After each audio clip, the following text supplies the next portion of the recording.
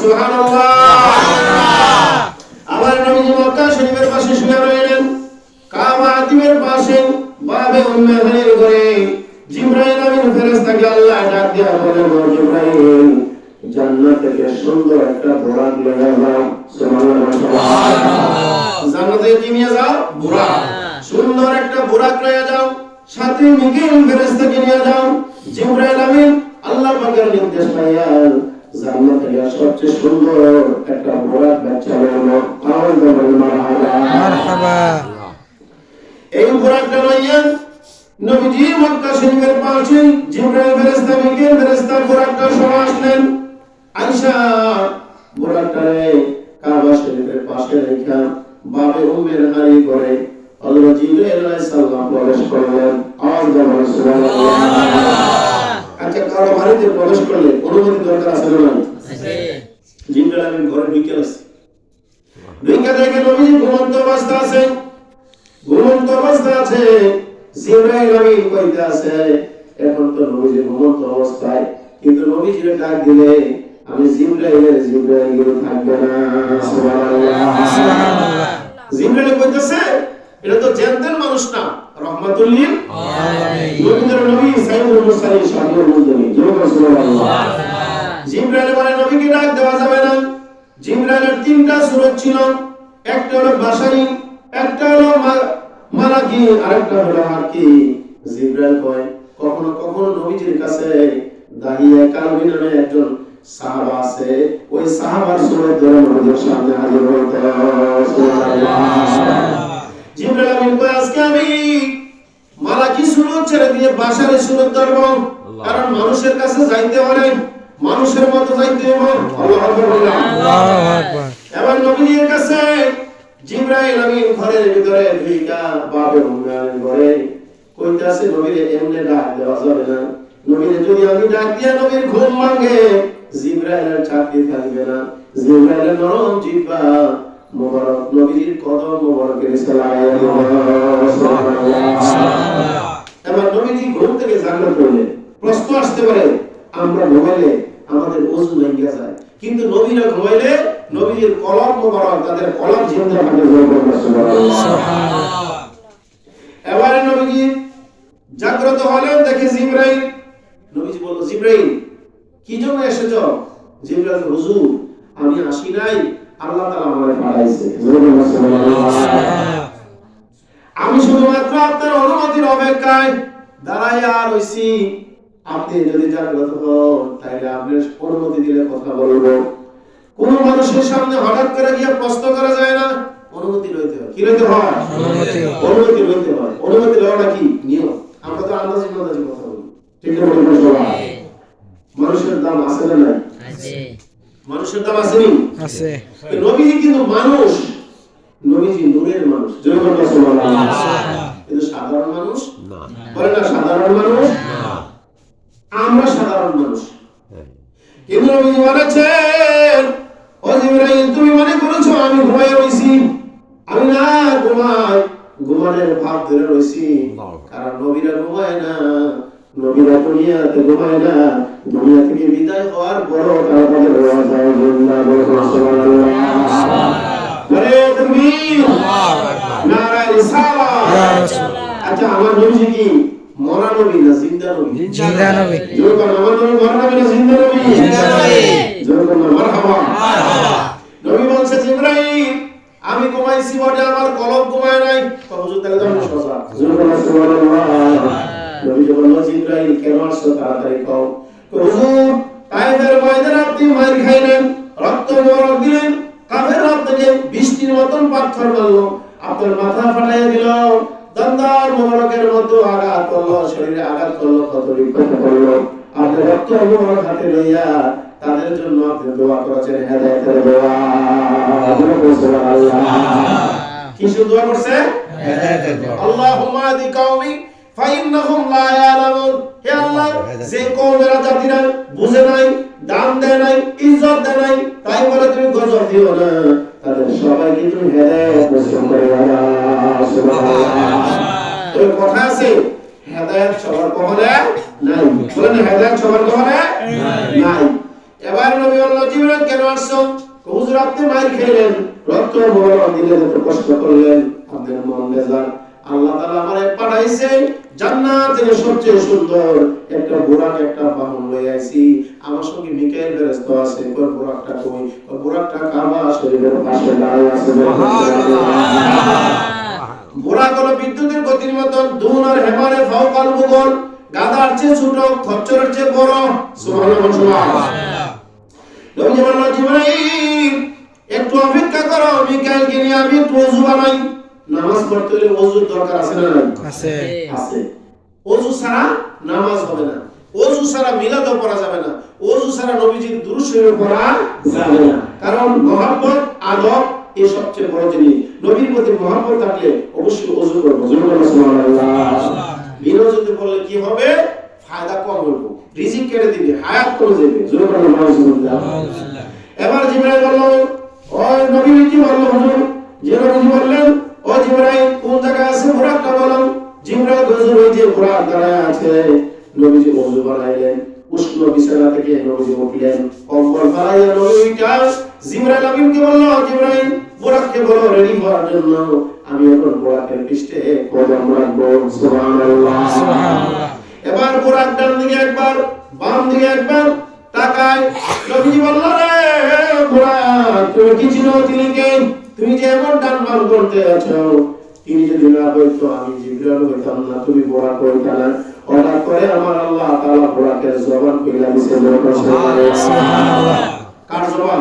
বুরাক একটা জন্তু, একটা প্রাণী। সুবহানাল্লাহ আকবার। আল্লাহু আকবার। মানুষের কথা বলতে পারে, জিনেরা কথা বলতে পারে, কিন্তু জীব জন্তু আছে এরা কথা বললে এদের ভাষা বোঝা যায় না। বুরাক হঠাৎ করে জিবরাইল ফেরেশতারে বলল, জিবরাইল আমি বুরাক হইতে পারি, আমাদের পরিচয় দেওয়া লাগবে না। তিনি যেমন তোমার নবী, সারা জাহানের নবী, তিনি আমার নবী। হয় তিনি যদি তোমার নবী হয়, তাহলে তুমি ডান বাম কেন নড়াচড়া করতে আসো? বুরাকটা বলে, আজকে নবীজি আমার পৃষ্ঠে চইরা বাহন হিসেবে ব্যবহার কইরা আল্লাহর দরবারে মেরাজ শরীফে যাইব। সুবহানাল্লাহ। এতে আমার কোনো আপত্তি নাই, কিন্তু হাশরের ময়দান যেদিন কায়েম হয়ে যাবে, সমস্ত নবী পয়গম্বররা তাদের উম্মত নিয়ে হাশরের ময়দানে উঠবে, নবীজির উম্মতে উঠবে। আজকে নবীজি আমার পৃষ্ঠে বাহন হিসেবে ব্যবহার করবে, আল্লাহর দরবারে মেরাজের বর্ণনা করলো। হাশরের ময়দানে উনি ওনার উম্মতে যখন উঠবে, ওই দিন আমার পৃষ্ঠে চলে উঠবে কিনা, এই কথাটা নবীর কাছে আমি জানতে চাই। আরে তাকবীর, আল্লাহু আকবার, নারে সালাম ইয়া রাসূলুল্লাহ। নবীজি বলল, জিবরাইল বুরাকি বলে, হুজুর বুরাক বলতেছে আজকে বুরাকের পৃষ্ঠে চড়েন। কার বাড়ি যাবেন? আল্লাহ। কার বাড়ি? আল্লাহ। আল্লাহ আসমানি পর্যন্ত যাইব তো? বলে হ্যাঁ। তো আপনি যে আপনাকে নিয়ে যাবে হাশরের ময়দানে, আপনি উঠবেন, সকল নবীরা হিসাব দেওয়ার জন্য সকল নবীরা পর্যন্ত নাফসি নাফসি করে কাঁদবে। ওই দিন বুরাকের পৃষ্ঠে চড়া আপনি নবী হাশরের ময়দানে উঠবেন কিনা, এই বুরাকটা আপনার কাছে আবেদন করেছে। সুবহানাল্লাহ। নবী বললেন, রে জিবরাইল বুরাক যদি আমার কাছে অনুমতি চায় হাশরের ময়দানে এই বুরাকের পৃষ্ঠে চড়া আমি উঠবো, বুরাকের দরখাস্ত আমি নবী গ্রহণ করলাম। সুবহানাল্লাহ। এবার বুরাকটা এইভাবে মাথা নিচা করে রাখছে ঘোড়ার মতন। নবীজি বুরাকের পৃষ্ঠে কদম রাখে না।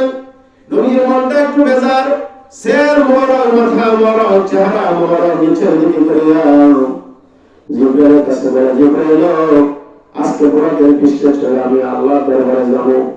হাশরের ময়দান যখন কায়েম হয়ে যাবে, এই বুরাকের পৃষ্ঠে চলে আমি উঠব, কিন্তু আমার উম্মতরা ইসরাফিল আলাইহিস সালাম সিংহায় যখন একবার ফু দিব, কিয়ামত সংঘটন করবে। সুবহানাল্লাহ।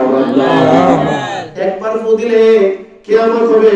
মানুষ, গরু, ছাগল, জীবজন্তু দুনিয়ার মধ্যে যা আছে সব ধ্বংস হয়ে যাবে, কিন্তু মসজিদ মাদ্রাসা কখনো ধ্বংস হবে না।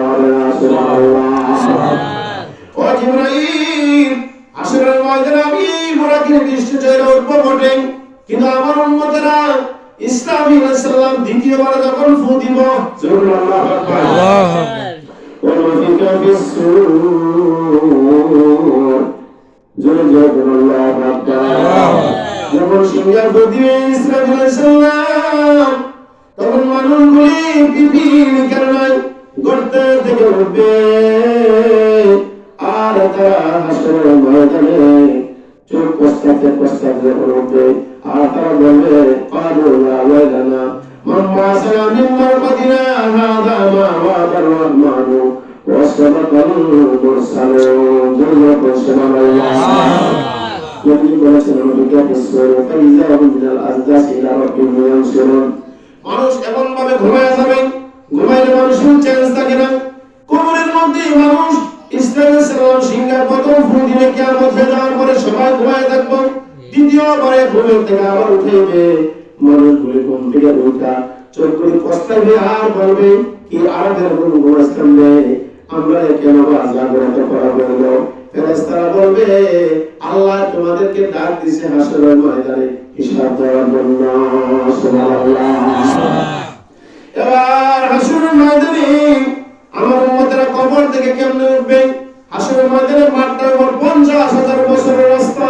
জোরে সুবহানাল্লাহ 50,000 না সুবহানাল্লাহ 50,000 মাইল জোরে আল্লাহু আকবার এত বড় মাঠ আমার উম্মতের কবর থেকে কেমনে যাবে যারা হাসরের ময়দানে উঠবে আমার উম্মতের জন্য এমন বোরাকের ব্যবস্থা আমার আল্লাহ রাখছে জিবরাইল আমার আল্লাহর কাছে বলো জিবরাইল বলে মানে নাকি আপনার নবীর জন্য বোরাকের ব্যবস্থা করেছেন ওনার উম্মতের জন্য এমন বোরাকের ব্যবস্থা আছেন কিনা আল্লাহ তাআলা বলেন জিবরাইল বন্ধুর জন্য বোরাকের ব্যবস্থা করলাম বন্ধুর উম্মতের জন্য বোরাক রাখছি সুবহানাল্লাহ সুবহানাল্লাহ নারে তাকবীর নারে সালাত এবার নবী বললেন ও জিবরাইল বোরাকের প্রস্তুতি নিতে বলো নবী বোরাকের বৃষ্টি উঠলেন তাশরীফ নিলেন মক্কা শরীফ থেকে বাইতুল মুকাদ্দাস পর্যন্ত একটা টান দিয়ে পৌঁছে দিল সুবহানাল্লাহ সুবহানাল্লাহ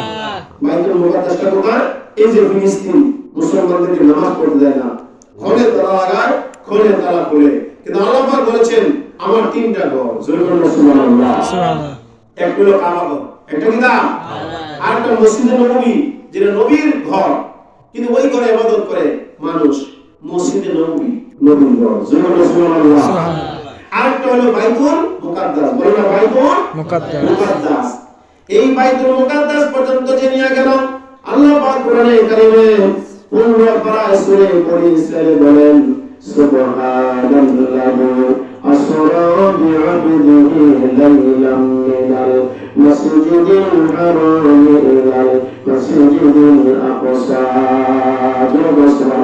সুবহানাল্লাহ আল্লাহ বলেন এই ঘটনা তোমাদের মাথায় ধরবে না কারণ আমি আমার নবী ঘুমন্ত অবস্থায় না জাগ্রত অবস্থায় বুরাকের বৃষ্টি কইরা বাবে উম্মতের ঘর থেকে বাইতুল্লাহ হইতে মসজিদে হারাম হইতে বাইতুল মুকাদ্দাস পর্যন্ত বুরাকটা একটা টান দিয়ে পৌঁছে দিল এই জায়গাটাকে কোরআনের ভাষায় ভ্রমণ বা আসরা বলা হয় সুবহানাল্লাহ নবী মক্কা শরীফ থেকে কোথায় গেলেন বাইতুল মুকাদ্দাসে গেলেন বাইতুল মুকাদ্দাসে গিয়ে বুরাকের বৃষ্টি জিবরাইল মিকাইল সহ নামবেন নামার সময় হেলিকপ্টার বিমান থেকে যখন নামবেন নামার সময় নবী শুনতে আছেন একজন বলেন আযান দিতে আছে লা ইলাহা ইল্লাল্লাহ লা ইলাহা ইল্লাল্লাহ লা ইলাহা ইল্লাল্লাহ লা ইলাহা ইল্লাল্লাহ লা ইলাহা ইল্লাল্লাহ লা ইলাহা ইল্লাল্লাহ লা ইলাহা ইল্লাল্লাহ মুহাম্মাদুর রাসূলুল্লাহ সাল্লাল্লাহু আলাইহি ওয়াসাল্লাম আওয়াজ কারবালা আযানকে সুবহানাল্লাহ সুবহানাল্লাহ বলে সওয়াব কম না বেশি বেশি কিরকম বেশি আসমান এবং জমিনের মাঝখানে ফাঁকা জায়গা হলো 500 বছর রাস্তা একবার সুবহানাল্লাহ বললে আল্লাহ রাব্বুল আলামিন কতগুলি সওয়াব দিয়া নেক দিয়ে আল্লাহ পাক এই ফাঁকা জায়গা পূরণ করে দিবেন সুবহানাল্লাহ বলেন তো আলহামদুলিল্লাহ। আলহামদুলিল্লাহ। আলহামদুলিল্লাহ যে ব্যক্তি বেশি বেশি বলবে আসরের ময়দানে নেকের পাল্লা তার মিজানের পাল্লা বেশি নেক হবে, গুনাহ কম হবে। আল্লাহু আকবার। আর যদি কেউ আল্লাহু আকবার বলে জিরো ইনসান যত আল্লাহ 18,000 মাখলুকাত আছে সমস্ত মাখলুকাতের ইবাদতের সওয়াব আমার আল্লাহ তাআলা আমলনামায় দিয়ে দিবে। এবার নবীজি বুরাক থেকে নামলেন বাইতুল মুকাদ্দাসে। কোন জায়গায়? কোন জায়গায়? বাইতুল মুকাদ্দাসে নামলেন। একজন মুয়াজ্জিন আযান দিতেছে, আল্লাহু আকবার, আল্লাহু আকবার, আল্লাহু আকবার, আল্লাহু আকবার, আল্লাহু আকবার। আশহাদু আল্লা ইলাহা ইল্লাল্লাহ, আশহাদু আল্লা ইলাহা ইল্লাল্লাহ, আশহাদু আন্না মুহাম্মাদার রাসূলুল্লাহ, আশহাদু আন্না মুহাম্মাদার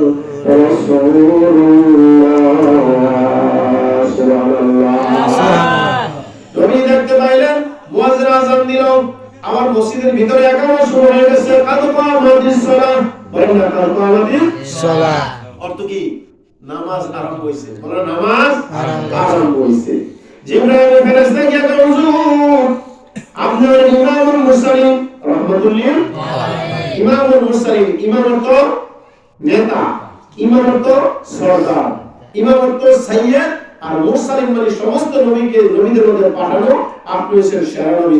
সুবহানাল্লাহ। আমাদের নবী বড় না ছোট? বড়। কিরকম বড়? সব নবীদের চাইতে সম্মানী। সুবহানাল্লাহ। এবার জিবরাইল বলছে হুজুর বাইতুল মুকাদ্দাসে হাজার হাজার মানুষ, লক্ষ লক্ষ মানুষ মুসল্লি আজকে নামাজ পড়বে, আর ওই নামাজের ইমামতি করবেন আপনি। জিবরাইল ফেরেশতা কয় হুজুর আপনার জন্য মাঝখান দিয়া রাস্তা রাখা হয়েছে। নবীজির ডান হাত মোবারকে জিবরাইল ধরলো। নবীজি বলেন ফাআম্মানি ইমামান, এই মাত্র আযান দিল, এই মাত্র একামত শুরু হয়ে গেল, আর আমার হাতে জিবরাইল টান দিয়া নিয়া ইমামের জায়গায়, মেহরাবের জায়গায় পৌঁছায় দিয়া কয় হুজুর আজকে মাত্র আপনি ইমামতি করবেন। সুবহানাল্লাহ। নবীজি 2 রাকাত নামাজ পড়লেন। কয় রাকাত? 2 রাকাত। কয় রাকাত? 2 রাকাত। তো কোন নামাজ পড়ে নবীজি ঘুমাইছিলেন, শুয়েছিলেন? এশার নামাজ। কোন নামাজ? এশার নামাজের পরে মক্কা শরীফ থেকে বাবে মেয়েদের ঘর থেকে বাইতুল মুকাদ্দাসে গেলেন। আযান দিল, বুরাক থেকে নামলো, একামত শুনলো। জিবরাইল ফেরেশতা নবীজির নামাজের ইমামের জায়গায় দাঁড়া করাইলো। নবীজি বললেন ফাআম্মানি ইমামান, আমাকে আজকে ইমাম বানানো হয়েছে, এই জায়গায় আমি আমার জীবন কখনো আসে না। সুবহানাল্লাহ। নবীজি দাঁড়ালেন ইমামের জায়গায়, ডানে বামে তাকায়া দেখতে পাইলেন লাখো লাখো মুসল্লি। একজন মুসল্লিও চিনা জানা নয়। সুবহানাল্লাহ। নামাজ শেষ হয়ে গেল। নামাজ যখন শেষ হয়ে যায়, নামাজ শেষ হয়ে যাওয়ার পরে আল্লাহর হাবিব সাল্লাল্লাহু আলাইহি সাল্লাম দেখতে পাইলেন শুধুমাত্র জিবরাইল, মিকাইল, 2 জন ফেরেশতা ছাড়া মসজিদের ভিতরে আর একজন মুসল্লি নাই। আর যখন আল্লাহু আকবার। আচ্ছা মসজিদে মুসল্লি যদি আসে শুধু কি ইমাম মুয়াজ্জিন থাকে না সব মুসল্লিরা থাকে? সব মুসল্লি থাকে না? তাহলে কি নামাজ পড়লো? যে লক্ষ লক্ষ মানুষ আজকে নামাজ পড়েছে, এখন দেখা যায় শুধুমাত্র 2 জন মানুষ, আর বাকি তারা কেউ নেই। নবী জিজ্ঞেস করলেন জিবরাইল যে মুসল্লিরা ছিল তারা এত তাড়াতাড়ি কিভাবে মসজিদ ত্যাগ করলো? জিবরাইল বলে হুজুর আজকে মসজিদের ইমাম যেমন বড়, ইমাম যেমন নেতা যেমন বড়, আজকে ইমামের পেছনে যে মুক্তাদিরা নামাজ পড়েছে তারা একজন বড় দরজার মুক্তাদি বলে সুবহানাল্লাহ। নবী বললেন জিবরাইল ভাঙ্গা খুলে বলো। জিবরাইল বলে হুজুর তারা হইল আদম আলাইহিস সালাম থেকে ঈসা আলাইহিস সালাম পর্যন্ত 24,000 পয়গম্বর, 1,24,000 পয়গম্বর। আজকে আমার আল্লাহ তাআলা তাদের রওজা থেকে আপনাদের পেছনে মুক্তাদি বানায় আমার আল্লাহ পাঠাইছে। সুবহানাল্লাহ। নারে তাকবীর, আল্লাহু আকবার, নারে রিসালাত, ইয়া রাসূলুল্লাহ। তারা তো কবরে, তারা তাদের রওজা, তারা কেমনে আসলো? জিবরাইল হুজুর তারা যার যে জায়গায় সেটিং হয়ে আসে, আমার যতটুকু দায়িত্ব, বুরাকের যত দায়িত্ব, এই দায়িত্ব পালন করতে আছি। নবীজি বললেন জিবরাইল আমার হাতে ধরো, বুরাকের পৃষ্ঠে চলো, বুরাকের বৃষ্টি গিয়া জিবরাইল আলাইহিস সালামের সামনে নবীজি উঠলেন, পেছনে জিবরাইল, এরপরে মিকাইল আলাইহিস সালাম। বুরাকটা গতিবিধি হইল বিদ্যুতের চাইতে হাজার হাজার কোটি গুণ বেশি। সুবহানাল্লাহ। একটা ডাল নিয়ে বাইতুল মুকাদ্দাস হইতে রাসূল সাল্লাল্লাহু আলাইহি ওয়াসাল্লাম বাইতুল মুকাদ্দাস দেখলেন, বলতে আছেন যে কত লাখ মানুষ নামাজ পড়তে পারবে। সুবহানাল্লাহ। চতুর্দিকে সুজলা সুফলা শস্য শ্যামলা গাছ গাছরা নহর অনেক কিছু নবীজি দেখতে পাইলেন। বাইতুল মুকাদ্দাসটা অনেক সুন্দর। বাইতুল মুকাদ্দাসের দরজা যারা অসংখ্য অগণিত। আল্লাহর নবী সাল্লাল্লাহু আলাইহি ওয়াসাল্লাম বলে, এলাকায় যে আসি, নতুন এলাকায় দেখি পরিবেশটা কেমন। সামনের দিকে দেখতে আছে একটা কবর দেখা যায়, কবরের মধ্যে একটা মানুষ একবার আলিমের মতন দাঁড়ানো, আবার রুকুর অবস্থায়, আবার সিজদা অবস্থায়। নবী জিজ্ঞেস করলেন, জিবরাইল, একটা খালি কবর দেখা যায়, কবরের মধ্যে একটা মানুষ দেখা যায়, একবার দাঁড়ায়, একবার উঠে, একবার বসে। এই মানুষটাকে জিবরাইল কয়, হুজুর, তিনি হইল হযরত মূসা কালিমুল্লাহ। সুবহানাল্লাহ। তখন কি মূসা আলাইহিস সালাম ছিল? নবীজি বলতেন, না, মূসা আলাইহিস সালাম তো আমার কত হাজার বছর আগে ইন্তেকাল করেছে। সুবহানাল্লাহ। এবার আল্লাহর হাবিব সাল্লাল্লাহু আলাইহি ওয়াসাল্লাম মূসা আলাইহিস সালামকে কবর দেখলেন যে উনি রুকু সিজদা দিতে আছে। এবার এখান থেকে জিবরাইল মিকাইল বুরাকটা একটা টান দিয়া প্রথম আসমানে গিয়া পৌঁছায় দিল। জোরে মারহাবা। এই প্রথম আসমান না আমরা দেখি পৃথিবী থেকে 500 বছর দূরত্ব। জোরে মারহাবা। প্রথম আসমানে যখন নবীজি গেলেন, জিবরাইল দরজায় হাত লাগাইলেন, দরজা এসএসের মতন খুলে গেল। নবীজি দেখতে পাইলেন একটা বিশাল আকৃতির মানুষ। এই মানুষটা লম্বা বলে 60 গজ। সুবহানাল্লাহ। সুবহানাল্লাহ। কয় গজ? 60 গজ। এই জোরে কয় গজ? 60 গজ। 60 গজ কি মানুষ হয়?